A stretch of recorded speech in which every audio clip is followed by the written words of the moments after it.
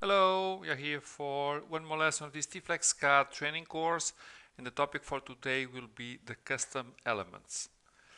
This is a lesson which I will not show anything in particular uh, because when we speak about custom elements we have at least two big groups. One of them is sheet metal and the whole libraries. If you remember, in terms of the sheet metal, we had these forming features which we don't have open because we don't have any any sheet metal part inside. But the idea it is to add new features to this forming feature, to this library. We have to draw all the elements, we have to define everything, define variables, create controls.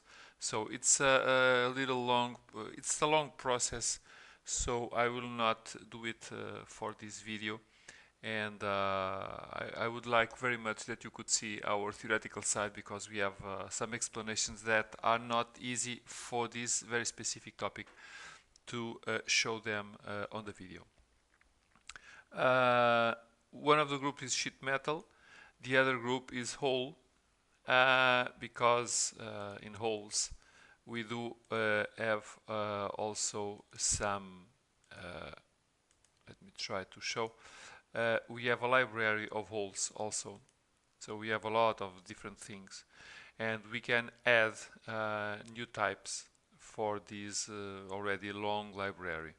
And the process is basically the same, because just for showing, we need to add the shape, but we need to parameterize all the shape, and we need to create this kind of control so that we can insert the values when we are mentioning I want a hole in this place here.